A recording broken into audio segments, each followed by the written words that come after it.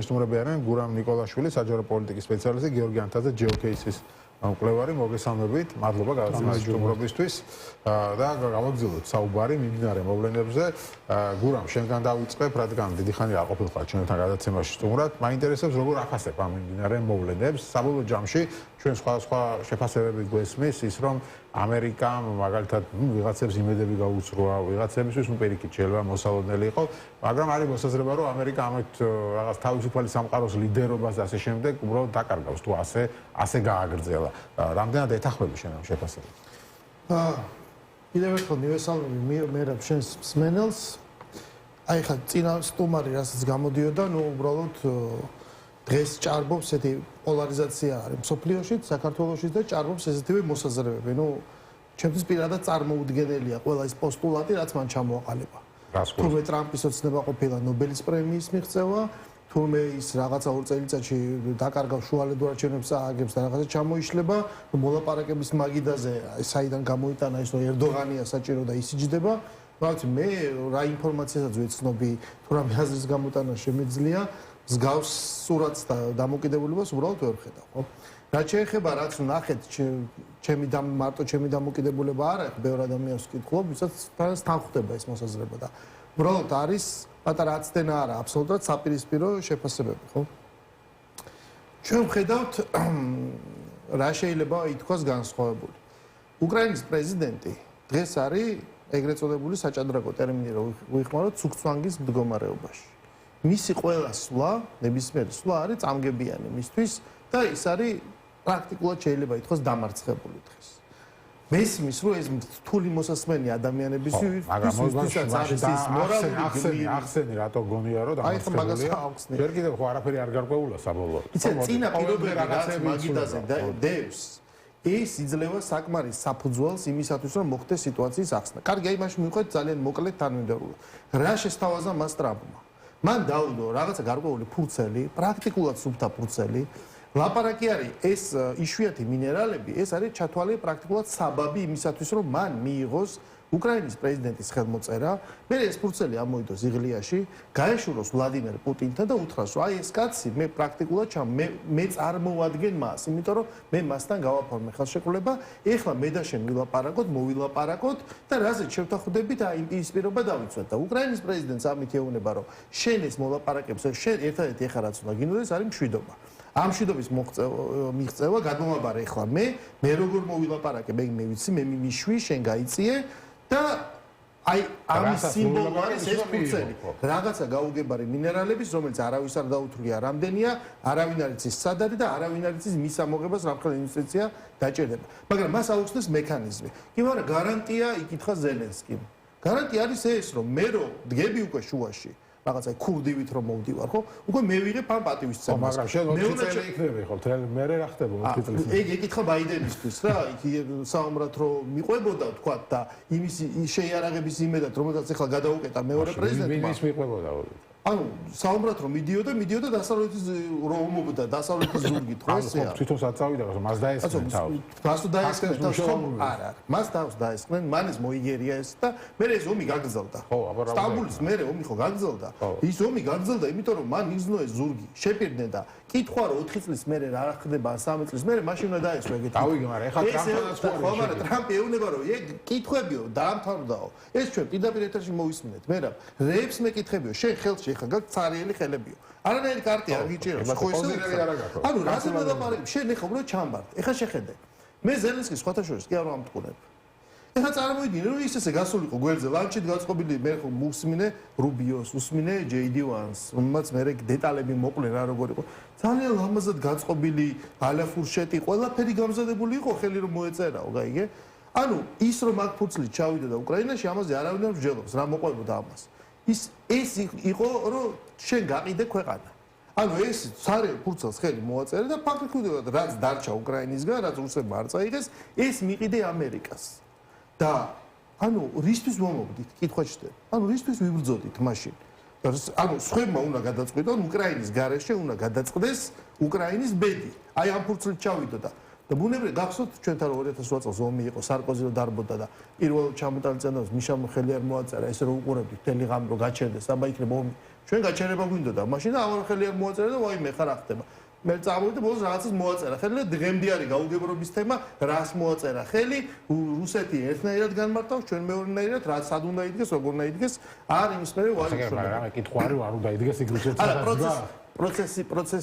პროცესი გავს ამას რა მაშინაც ესე დასავლეთმა ოღონ გაეჩერებინა და ეს გავს იგივე რაღაცას და ამიტომ ეს მაშინაც გაჩერდა იმიტომ რომ ვერ აწერდა მიშა იქ რაღაც პუნქტები ეწერა ისეთი ხო და ეხაც ამან ვერ მოაწერა იმიტომ რომ უკრაინაში ვეღარ გასცემდა პასუხს აქედან გამომდინარე ვიძახი რომ შევაჯამო რომ სამწუხაროდ უკრაინის პრეზიდენტი არის აი ამ გაჭირებულ მდგომარეობაში დღეს და უკვე იმის შეფასებები რომ ეხა ეს დასავლეთმა ხო სხვადასხვა კონსპირაცია არსებობს რომ თავიდანვე განწირული იყო გადასაგდებად მერე გზაში გაუჭირდა თუ რა მოხდა ეს უკვე არის სპეკულაციის საგანი ფაქტი არის ერთი რაც ჩანდა პირველივე დღიდან რომ არსებობდა წითელი ხაზი რომლის იქითაც დახმარებას დასავლეთი ვერ გაზდიდა. ეს იყო თავიდანვე ნათქვამი, რომ ჩვენ ჯარისკაცებს მანდ ვერ გამოუშვებთ და ჩვენ იმ ისეთ იარაღს ვერ მოგცემთ, რაც გამოიწვევს რუსეთიდან არაპროპორციულ დარტყმას და მოკლედ არის ბირთვული ომის საფრთხე. რაც ახსენა ტრამპმაც, რომ შენ ახლა თამაშობ მესამე მსოფლიო ომით და შენ მსოფლიო შეიძლება შეიყვანო ბირთვულ კონფლიქტში. ანუ აი ეს წითელი ხაზი, რაც მან ღია თქვა, ეს ყოველთვის არსებობდა რა. აი ამ პროცესში უკვე გამილის 3 წლის ამბავია და ერთსაც დავძენ, რომ უბრალოდ გარდა იმ სცენარისა სამწუხაროდ რასაც დღეს ახლა ტრამპი აი ჩვენ ხედავთ ესე უხეშად პრაქტიკულად აიძულებს თუ მშვიდობა გინდა მე მაძლევს კარტ ბლანშს ამის ნაცვლად ჩვენ ვერ ხედავთ მით უმეტეს აი ევროპის დედაქალაქებიდანაც სხვა ტიპის გეგმას ჩვენ მხოლოდ გვესმის რომ უნდა გაგრძელდეს მხარდაჭერა და სადღაც რუსეთი გაიგუდება და ასე შემდეგ უბრალოდ რამდენ ხანში მოხდება რა მსხვერპლის ფასად რა რესურსი დაждდება ეს დათვლილი არავის არ აქვს და არავინ არ იღებს გარანტიას აი ამ ომის მოგების გეგმას. გიორგი, შენ რამდენად ეთანხმები, რომ ზელენსკი დამარცხებულია უკვე და განწირულია? ხო, ანუ ზელენსკის მარტო პიროვნული ამბავი არ არის რა, უკრაინის საკითხზე არის. ხო, ბუნებრივია საუბარი და არც კი გამარჯვება ნებისმიერ კონფლიქტის შემთხვევაში იმ მშვიდობით განისაზღვრება. საერთოდ რომელიც დგება ომის დასრულების მერე.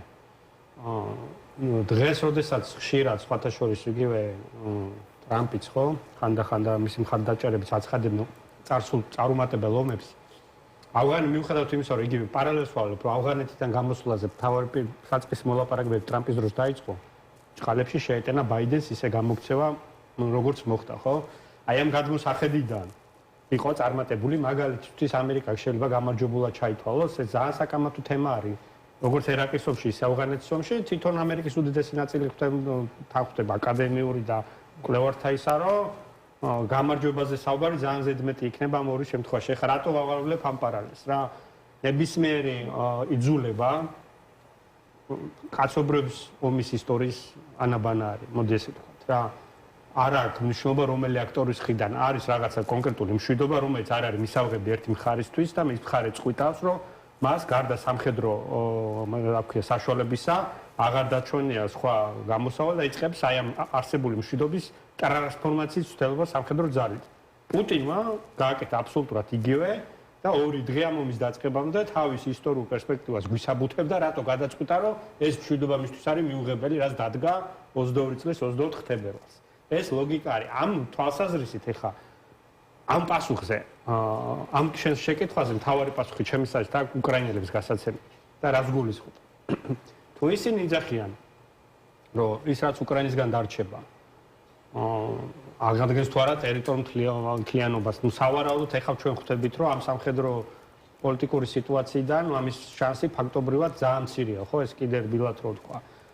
თუ უკრაინელები თვლიან, რომ რუსეთის გავლენისგან გადარჩენა, რაღაც სახელმწიფოების შენარჩუნება, თუ ახალი იმპულსი მიეცემა უკრაინის დარჩენილი სახელმწიფოს განვითარებას და განვითარდება ამ დახმარების ფონზე, რაც მოყვება, მათ უნდა შეაფაზონ ეს როგორც რა ქვია, გამარჯვება მარცხი აი რაზეც გიორგი რასაც ეხა ტრამპის ხომ მეც ეგ შევიდა ლაპარაკებებთან ჩემთვის ის ხო მარტივად რო გითხრა იყო უფრო კარგად უნდა მომზადებულიყო რა ეს აი ძალიან ზოგადი შეფასებით რო გითხრა არა სხვა თემა არა აქ რას თავაზობს ამერიკა ამაზე ვსაუბრობ ამერიკა თავაზობს მართლაც არაფერს არც უსაფრთხოების გარანტიებს არ თავაზობს. ეუბნება რომ იქ რომ ჩემი კომპანიები იქნება ეგ არის უსაფრთხოების გარანტია, ან მე ჩემი ხათრია პუტინსო. ჩემი ხათრია პუტინს და ასე შემდეგ. ერთი, ანუ რასაც ამბობდნენ ახლა. მეორე, როცა ვსაუბრობთ რომ შვიდობაა რომ დამყარდეს, რა პირობებზე უნდა დამყარდეს, ხო ხა მხარეები დაშორდეს, ერთადერთი ხა ამერიკის ხედა რაც გვესმის, რუსეთის პირობების გამეორება არის. უკრაინა ნატოში ვერ მოხვდება, უკრაინის ზელენსკი უნდა გადადგეს არჩევნები დაინიშნოს, ტერიტორიებს ვერ დაიბრუნებს. ანუ გამოდის რომ ტრამპი თავაზობს რუსეთის პირობებზე მშვიდობას, ხო ხა? ამიტომ ორივე მხარე კომპრომისზე წავიდეს და მშვიდობას. ხო ორივე მხარე კომპრომისზე წავიდეს, მაგრამ რუსები გესმის, მერაბ. ხო, მშვიდობას თავაზობს. ანუ ერთადერთი კომპრომისი რუსეთის მხრიდან არის მშვიდობა. და დანარჩენი ყველაფერი უკრაინამ უნდა დათმოს. როგორც ბერკეტები, ჩემთვის მაგალითად მისაღები ესე ზოგადად მარტო სიტყვა ვერ იქნება, ხო? იმიტომ რომ ეროვნული ძალაუფლების ინსტიტუტებს და ინსტრუმენტებს ემყარება ნებისმიერ შემთხვევაში შეკავების მექანიზმი. აქ ჩვენ საერთო ჯარში რაზე ვსაუბრობთ, ხო? იგივე ზელენსკი რაზე საუბრობს, ან ევროპელებიან საერთო ზოგადად რა არის შეკავების მექანიზმი, რაც ცეცხლის შეწყვეტის მერე, ანუ მაგალითად რა ქვია მოლაპარაკების მერე გააჩნია რა ფორმას მიიღებს, შეიძლება გარკვეული სიჩუმეზე მოილაპარაკონ გარკვეულად, ხო? რა შეკავების მექანიზმს თავაზობ იმისთანაც, რაც ზელვადიან მშვიდობას უყურებს, ეს ჯერჯერობით არ ჩანს. ტრამპი ამაში უნდა შევხედოთ კიდე გლობალურ ტენდენციებს, ხო? საერთოდ ეს გუნდი რომ მოდიოდა, რა მოლოდინები არსებობდა, ხო? ზოგადად ამ რესპუბლიკური ამ მოსვლის შემდეგ რა ტრანსფორმაცია დაიწყებოდა და ამას რა გავლენა შეეძლო ეკონია რუსეთთან ურთიერთობაზე. მე ძალიან ბევრჯერ ამაზე მილაპარაკია, ამ ეთერშიც დამიწერია იმაშიც, რომ ინაუგურაციამდე საუბრობდით ამაზე, რომ მოლოდინი იქნებოდა, რომ ის შეეცდებოდა აუცილებლად ამ გუნდის გლობალური ხედვიდან გამოდიოდნენ რუსეთთან გარკვეულ ურთიერთობის დაალაგებას. იმიტომ რომ ზელვადიან პერსპექტივა. ახლა რაზე არის ხასაუბრო დასავლეთმა ზელენსკი უკრაინა გაწირა. აგერ ჩვენი ხელისუფლებას გავიზდა ამბობს რომ ეს დასავლეთი აღარ არის ჩვენ ხო ამბობდით ამას. ჩვენ ხო ამბობდით ამბობს ქართული ოცნება რომ არ შეიძლება მათი ნდობა და რაღაც მათი ჭკუაზე სიარული, ამიტომ როგორც მოვიქეცით მაგალითად 2022 წელს სწორად მოვიქეცით და ასე შემდეგ და ეთახმები ამას. 2022 არავინ აქ მხარს არ უჭერდა, რა თქმა უნდა, არანაირი ის რა ქვია საბრძოლო მოქმედებების დაწყებას ან მეორე ფრონტის გახსნას. ეს არის კონტექსტში რო შევხედოთ, ხო, ანუ დასავლეთთან დასავლეთ აი კიდევ ერთხელ. ანუ თუ ასე მოხდა, რაზეც ახლა ვსაუბრობთ, ხო, მე ვფიქრობ, რომ ჯერ აღარ არის გადაწყვეტილი გურამისგან განსხვავებით, კიდე შეიძლება ბევრი რამე შეიცვალოს, მაგრამ თუ ასე მოხდა, ნიშნავს რომ ეს რომ დასავლეთ და გაწირა უკრაინა. ასე როგორ? აი მაგაზე აი ახლა რაზეც არის საუბარი. უყურე თუ მან ორი თავარი ცვლადია. მე რა ორი თავარი ცვლადია. გეკითხება უნდა ტრამპი. მე რასაც გეტყვი იმას გააკეთე. დავი გასაგებია. მე ვაკეთებ იმას, რასაც რუსეთი მეტყვის. ორი თავარი ცვლადია. უყურე ზოგადად ტრამპის რიტორიკა რა არის გლობალურ კონტექსტში, რომ ევროპა შენ თავს უნდა მიხედო უსაფრთხოების თვალსაჩინით და ეს როგორ აისახება უკრაინის კონფლიქტის მოგვარების თვალსაჩინით. ანუ რისი გაცემა შეუძლია გარანტიების თვალსაჩინით რეალურად დარჩენილ ევროპას, იმიტომ რომ დასავლეთს რო ახსენებ მაშინ ხა სამხედრო პოლიტიკურ თასოებს დასავლეთის ნაწილია სამხრეთ კორეაც, იაპონიაც და ავსტრალიაც, მაგრამ გეოგრაფიულად არ არის. საერთოდ ეს კოლექტიური დასავლეთ დიდი ხანია აღარ არსებობს, მე თუ მკითხავ რა და ეს რო არსებული იყო, საერთოდ არ მივიდოდა გლობალური სიტუაცია აქამდე. ეს პრობლემა ტრანსატლანტიკურ ერთობაში კაი ხანია უკვე არსებობს ბევრ საკითხთან მიმართებაში. ამას თავი დავანებოთ.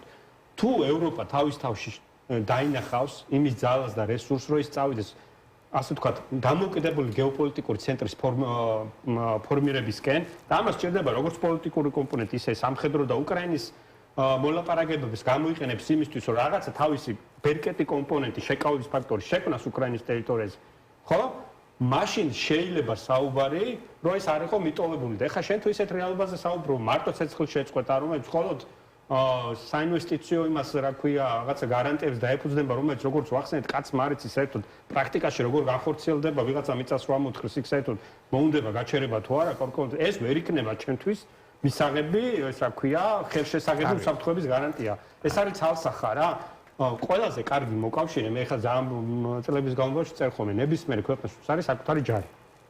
უკრაინისთვის ყველაზე კარგი გარანტია იქნება თუ ყველა მაქსიმალურად აიღებს პასუხისმგებლობას, რომ რესურსი ჩაიდოს თვითკმარობაზე უკრაინის თუნდაც ის 4 წელი სანამ ერთ-ერთი მოთხოვნა მშვიდობის სანაცვლოდ დემილიტარიზაცია უკრაინაში.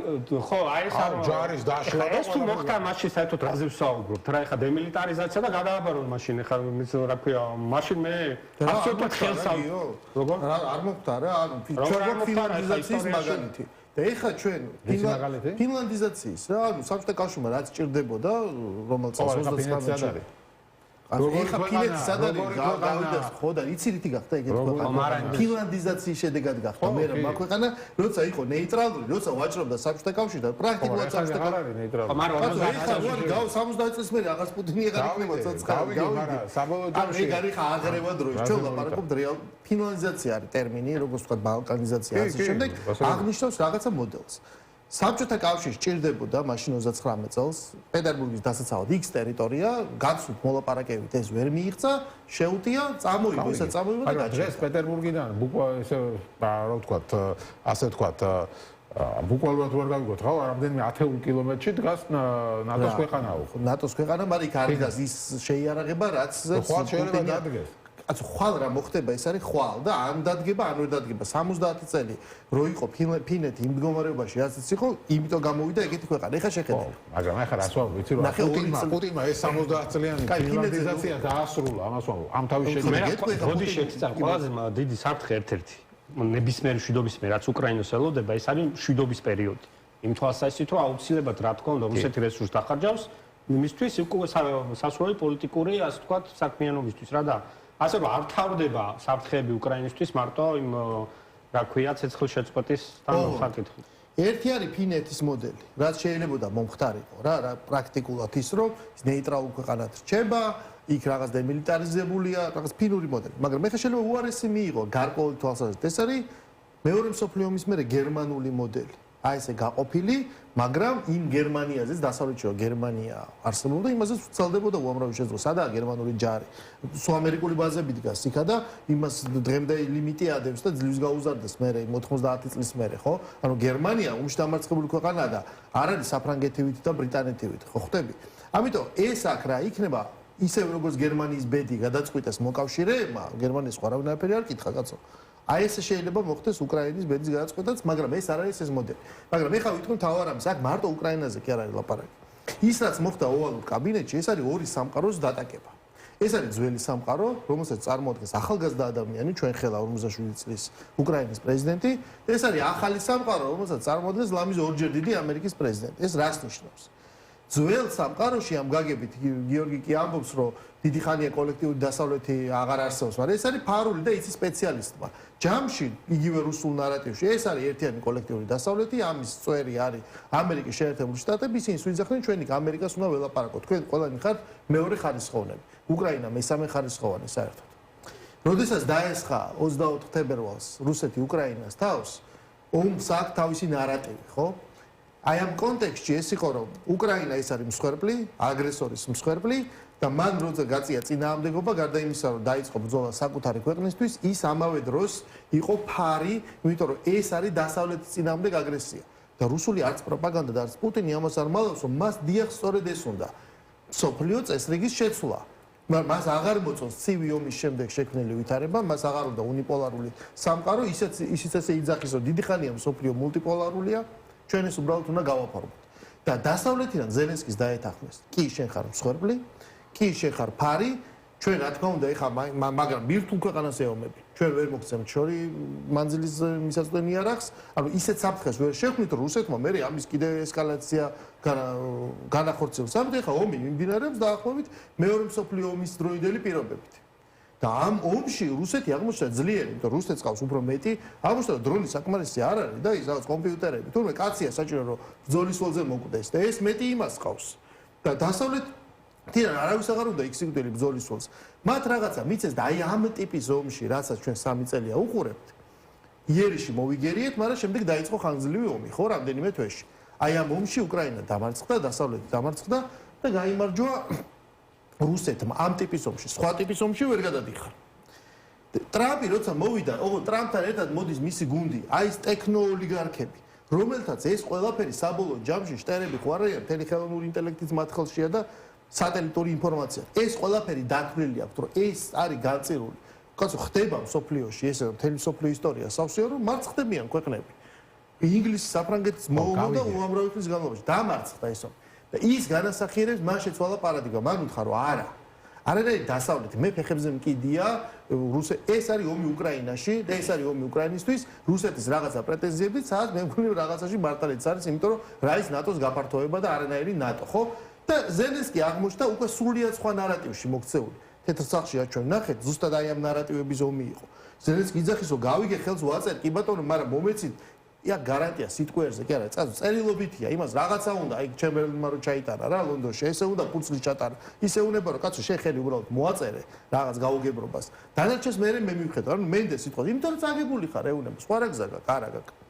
და ამიტომ ეს ეუნება რომ არა კონტექსტი სხვა არის მე შეგვამში ამდენი ფული მოგეცი საერთოდ ეხა იქ ფული უკანაც უნდა ამოვიღო აბა ისთვის დავხარჯე რაღაცა გაუგებარი ქვეყნის ომში და შეეჩეხა ამ კონტექსტს ეს არის შეცვლილი სამყარო ეს ჩვენ ლაპარაკობთ ვინმეს თუ იმედი აქვს რომ ეხა ეს ახალი სამყარო რომლის უკანას დგას მთელი ცივი კალკულაცია რომ ამერიკამ უნდა დაიბრუნოს პირველობა და ძლიერება მსოფლიოში იმიტომ რომ ის ხედავს რომ ესე დაიბრუნებს შე როგორ გონია ესე დაიბრუნებს იმიტომ რომ სულიად რომ ის დაკარგავს თავისუფალი სამყაროს ლიდერობას ეგ კაცმა არ იცის რა დაკარგავს თუ არ დაკარგავს, მაგრამ ამის უკან ჩემი აზრით დგას ის კალკულაცია, რომ საბოლოო ჯამში მას რომელსაც აქვს არქტიკის გამოწვევები, აქვს ჩინური გამოწვევები, პრობლემები აქვს, ვალი ეძდება, აბა რატო დარბის ის მასკი იქ რომ ის შეკვეცოს, ის ვალი გაისტუმროს და თუ უსმენ და ყოველდღე 1000 რაღაცას ყვებიან, ეს სურათი იხატება. ის თლიან ჭრილში უყურებს და ერთ-ერთი ეპიზოდია უკრაინა. წინა ადმინისტრაციის დროს თავარი იყო უკრაინა და თავარი იყო ამის საქართველო, იმიტომ რომ ყოველი დილა იწყებოდა მეთიუ მილერი რომ გამოვიდოდა ტრიბუნასთან და ის ალექს რაუფოვი რაღაცა საქართველოზე კითხავდა და ეს იმაზე პასუხობდა. ამაში ცხოვრობდა სამყარო და იქ უკრაინაში იხოცებოდა ამდენი ადამიანი და ეხლა ჩვენ ყოველდღე სერიალებით უყურებთ იმან ახალი ток-შოუ მოაწყო პოლიტიკური პრაქტიკულად ამერიკის პრეზიდენტმა ჩვენ უყურებთ ყოველდღე რაღაცა საოცრებებს, ხო, რომელიც არავინ არ ელოდა. მაგრამ რა ვიცი ტრამპის ხელში ატუარელოდნენ არ ელოდით უფრო სწორად კი ბატონო ხო მე ყველაფერს ცუდს ველოდები მაგის ხელში მაგრამ შენ როგორ წარმოგიდგენია ძველი სამყაროსთვის ეს არის ცუდი მაგრამ ახალი სამყაროსთვის სხვა ჩვენთვის მე რა გიორგის და გეტყვი აი მე ზუსტად ინაუგურაციის წინა დღეს ვცელი სტატია გამოვაქვეყნე ზუსტად ამ თემას ეხებოდა რა რომ ტრანსფორმაცია რითი იყო ზუსტად პლანეტარულ მასშტაბში შეხედავდა ამერიკის მომავალი ადმინისტრაცია რომ ეს ომი ხო აი გლობალური რა ბოროტების ღერწს ეძახდნენ იმას ეძახდნენ როგორც ჩამოყალიბდა ჩინეთი, რუსეთი, ირანი, სხვები, ანუ ავტოკრატული სამყარო ზეწოლა დემოკრატიულ სამყაროზე იმისთვის რომ სოფლიოს ეს დამკვიდრებულ წესრიგის ასრულს საბოლოოდ ამოყირავებულიყო, ხო?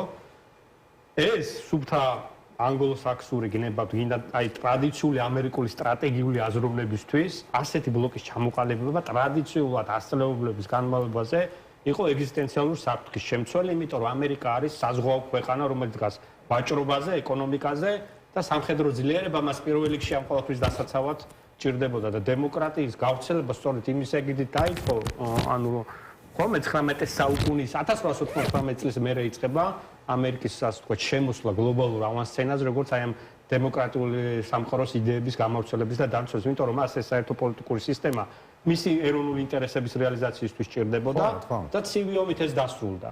ეხლა როდის ამის შემოტრიალება დაიწყო ამერიკის თავარი ინტერესია რომ აი ეს ევრაზიული ღერძი რომელიც რამდენჯერაც ჩამოყალიბდა ხო გერმანია საბჭოთა კავშირი ერთ შემთხვევაში იაპონია ეხლა ჩინეთი არის ხო ყოველთვის მისთვის ეგზისტენციურ საფრთხეს წარმოადგენდა.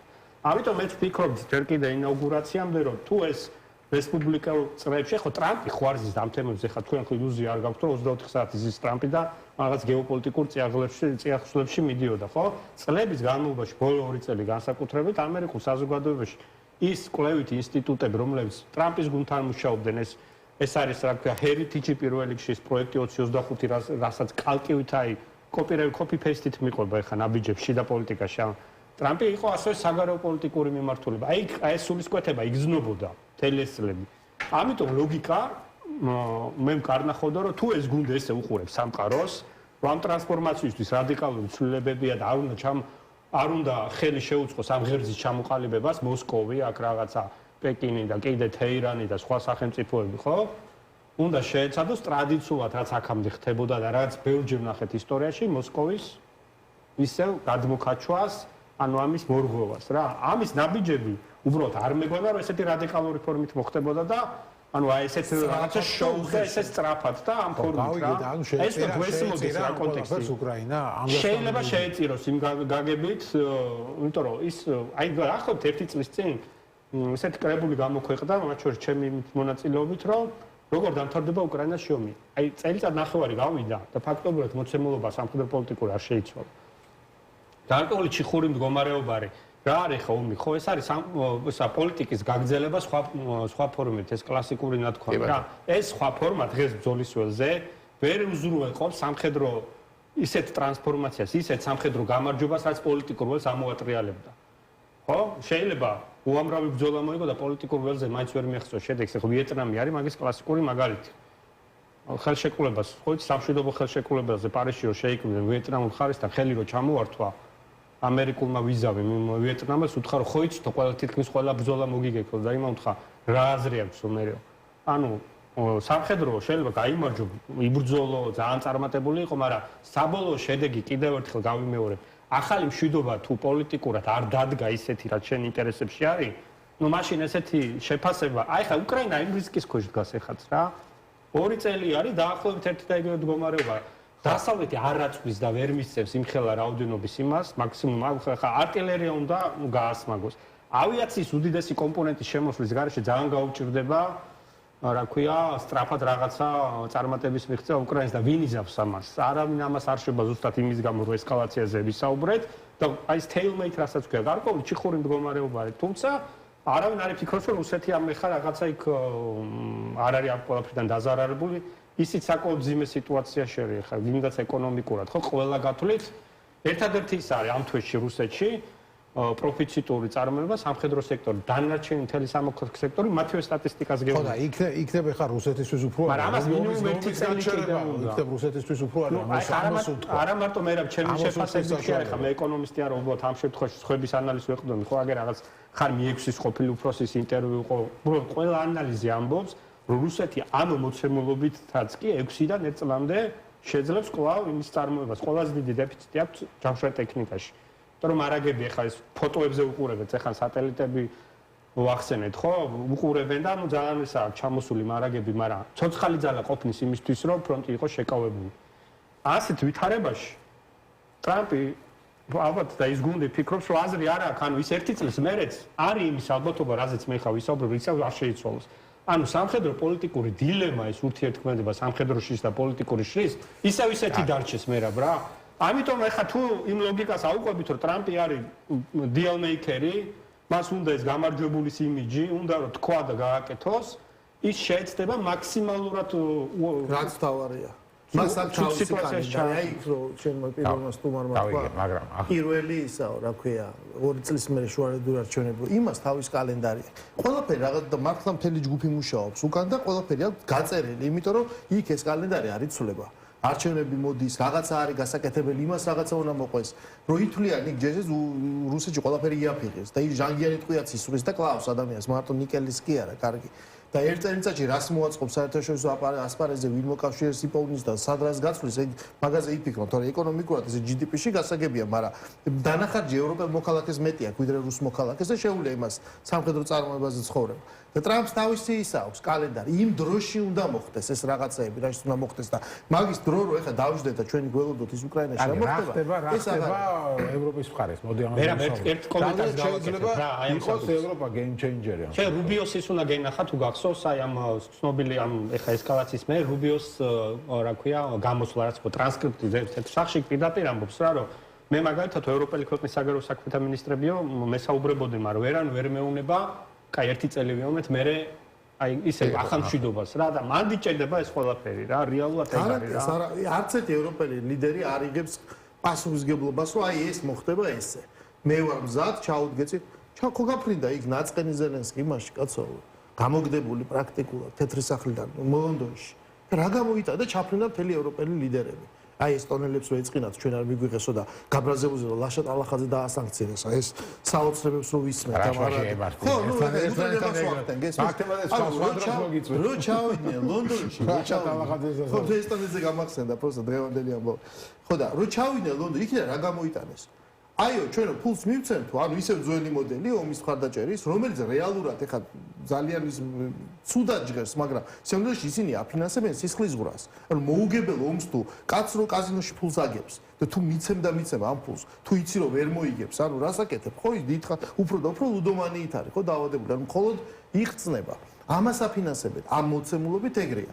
და ოღონდ ჩვენ ახლა წინადადებას ვეთქვითო რომ ერთი თვეო შევწყვიტოთ ანუ ნუ ეხა ეს ხო აბსოლუტურ უნიათობას და უსუსურობაზე მეტყოლებს პირდაპირ აუთ გაცხადებული რუსებს დოქტრინა რომ რაც ეწყლის შეწყვეტა კი არა მოკლევადიან მშვიდობასაც არ განვიხილავთ გლობალური საკითხების გადაწყვეტის გარეშე საერთოდ არაფერს არ განვიხილავთ არც მოხვიდეთ მაგიდასთან და ანუ ამ ფონზე ლონდონმა დაბადა აი ეს წინადადება რომ ჩვენ ეხა რუსებს ვეთქვით ერთი თვე მოდი გავჩერდ აი ეხა შენ მელაპარაკები რომ ევროპა რასიზმს ეგ არის ყველაფერი თამაშის ნაწილი ხო ეხა მე რუსეთი რა სიტყვის მზად ახარ მშვიდობისთვის თუ არ ახარ მზად ახარ არ გამოჩნდება რა უნდა გამოჩნდეს მაშინ გამოჩნდება არ გიდა მშვიდობა ნათქვამია იმას შემდეგ და ასე შემდეგ ეს უკვე ნათქვამია რა უნდა გამოჩნდეს სხვა თემა არის ნიღბები აი ეს USAID-ის ნიღბები რომ რბილი ძალები ყველაფერი გამოხსნილია მიდის სრულიად შიშვლად და ჩვენ უყურებთ ეს პრეცედენტი არ ყოფილა და ამეთანხმებით შიშვლად პირდაპირ ან ტრამპი მოგებული აღმოჩნდა ხდები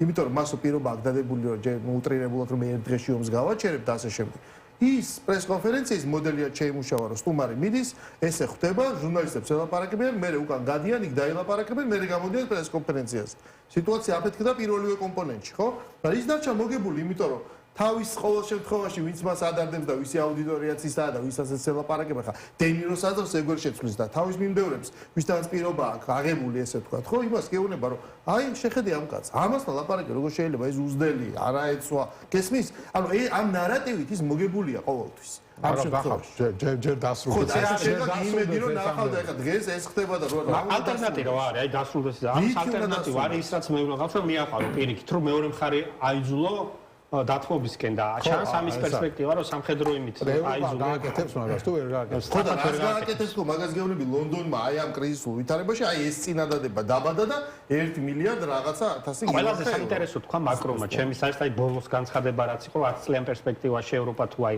ეს თუ შეძლო ევროპამ ზოგადად ხო თუ შეიძლება 10-8 წლის თავზე მართლა ყველა ანუ თქვა კუნთის შეფასებით სულ სხვა ევროპა მივიღოთ მაგრამ ეს ორ დღეში ვერ მოხდება რომც დაიწყონ ესე გადაწყობა ანუ თვითონ შეიქმნა უსაფრთხოების გარანტიები, ხო?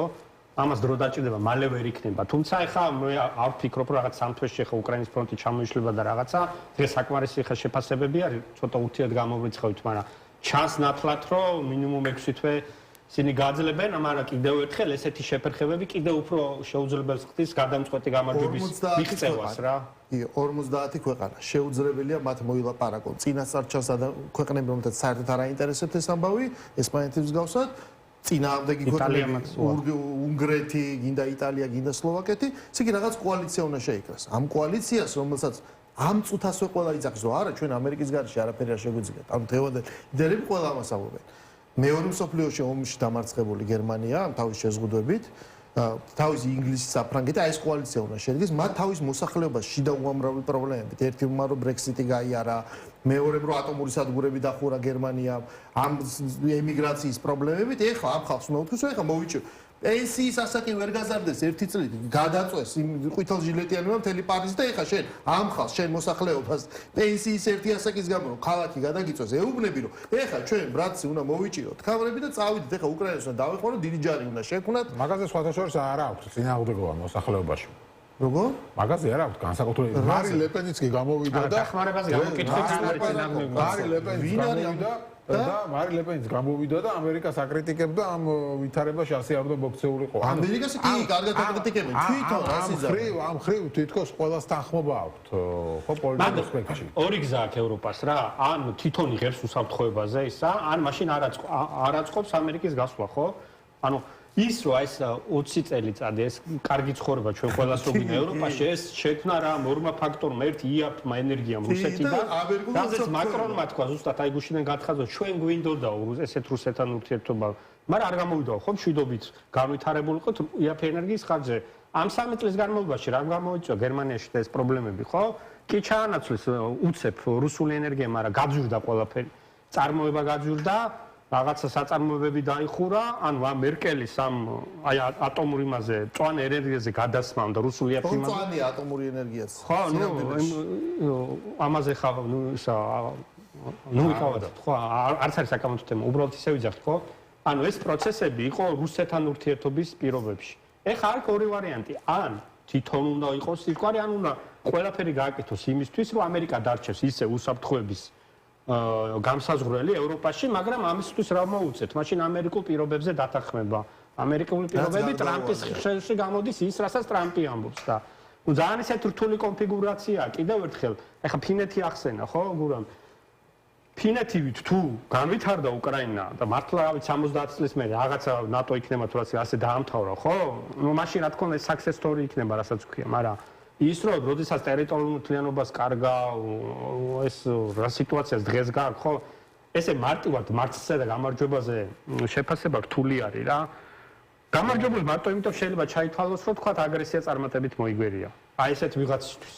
და ყოველთვის ეყარება ზელენსკი ალბათ დიდ ნაწილს ან რაღაცა ეს ძალიან უკვე ემოციურ, სენტიმენტალურ და მორალურ არეში გადავდივართ, გაიგე, რომ მორალურად ჩვენ სხვა რაღაცა გვინდა ყველას და სხვა გაგვიხარდებოდა, მაგრამ ნუ ეს რეალობა გლობალური პოლიტიკის არის აი ესეთი როგორცაც უყურებთ. თუ ჩვენი დრო მოიწორა, აი ბოლოს დავძენ რომ ჩვენ აი წეგან ახსენე რომ კი, მაგრამ აი ჩვენ რა უნდა ვქნათ. ერთი არის ჩვენი სურვილები, ჩვენ სად ვიქნებით ასეთ. ხო, აი სად ვიქნებით ნახერაზე, ჩვენ ვიქნებით იქ რა, ნაბიჯსაც გადავდოთ, რაღაც არჩევანი, რაღაც მასშტაბის. ყველა ქვეყანას და ლიდერს გააჩნია, ხო? ჩვენი თავარი საშინაო დავალება არის ის, რომ ეს რაღაცნაირად 30 წლის განმავლობაში რაღაცა დოზით გავიზარდეთ. მაგრამ ეს დიდი დოზით ემოციურობა და ინფანტილიზმი ისევ დაგვჭა.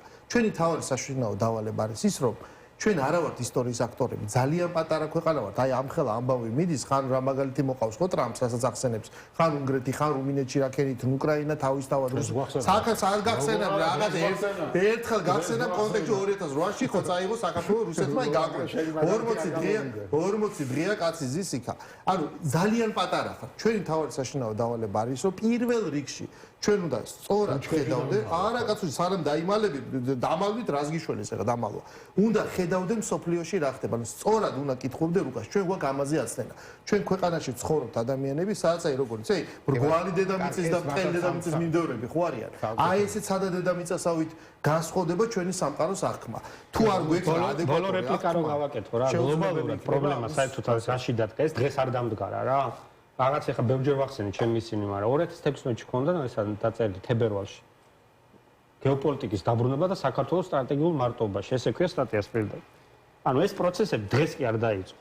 დაიწყო 10 წლის წინ და ტრანსფორმაციის აი მთავარი აკორდი იყო ომი, რომელმაც ამოიწყო პუტინმა რა და ჩვენ აღმოჩნდით ამ მარტოობაში. ამ ეტაპზე ეგრე ვართ. შინდა იმით, რა ქვია, პოლიტიკის გარე იმით, ვინ რა გააკეთა, გააბიჭა ცალკე საკითხი და უარეს გლობალობაში აღმოჩენილია. დასავლეთმა ერთადერთი რაც ვერ შეძლო, აი ეს წესრიგს რა არის, arsenal of democracy არის ეს ფრაზა, ხო? აი ეს arsenal-ი რაც ამ დემოკრატიას და ეს ამერიკული მას, ხო? აქამდე უზრუნველყოფდა, ეს წავიდა დაახლოებით 10 წლის წინ დაიწყო ამის წასვლა და ჩვენ ახლა ამ ტრანსფორმაციული რეალობის წინაშე აღმოჩნდით და ამას ახლა აბსოლუტურად ვიზიარებ, რომ რეალობას თუ ჩვენ შევხედეთ ზუსტად თვალებში. ეხლა არაფერი არ გამოვა ბუნებრივია რა. რაღაცა გაჭედილები აღმოჩნდეთ, მაგრამ ეხლა შიდა პოლიტიკური სასაუბრო კიდე ეხლა სულ სხვა. ხო, არა, ცალკე განხილვის საკითხია. თემა არის, მადლობა. ჯასტინ ტრუდო ამბობს, აშშ-ում სავაჭრო ომი დაიწყო კანადის, მისი უახლესი მეგობრის წინააღმდეგ და გამავდროულად შემწყარებლები არიან პუტინის. მატყუარა მკვლელი დიქტატორის მიმართ. სადეთ აზრის გამოტანაო? და ხო გადადგა ეგ კაცი კაცო. საპასუხო ტარიფი შემოგვიღება. შენ ჟინაზე ჯერ არ გადამდგარ. ესე ტრამპი გადადგა, просто ვადა არის. საშინაო პოლიტიკა ეგრე საშინაო პოლიტიკა ერთ-ერთში მიყვება პროექტ 25 რო წაიკითხვა, რომ ეხლა განაგებული ბევრს აქ რა, განათლების ministrიც კი ვის დანიშნა დღეს, აი ძალიან ოდიოზური ფიგურა, ხო? და რასაც ისინი ლაპარაკობენ, ყველაფერი პროგრამაში უწერიათ ფაქტობრივად და ნუ არა კაცო, მე არ მაინტერესებს ეგოზე. ხო, თუმცა აშკარა გავლენა, პირდაპირ გავლენა არის. გასაგებია. მადლობა დიდი გადაცემაში სტუმრობისთვის. გურამ ნიკოლაშვილი, საჯარო პოლიტიკის სპეციალისტი, გიორგი ანთაძე, ჯეოკეისის მკვლევარი იყო ჩვენი სტუმრები. დაგვაუდათ რეკლამის შემდეგ უკვე პოლიტიკოსებს მოусმენთ.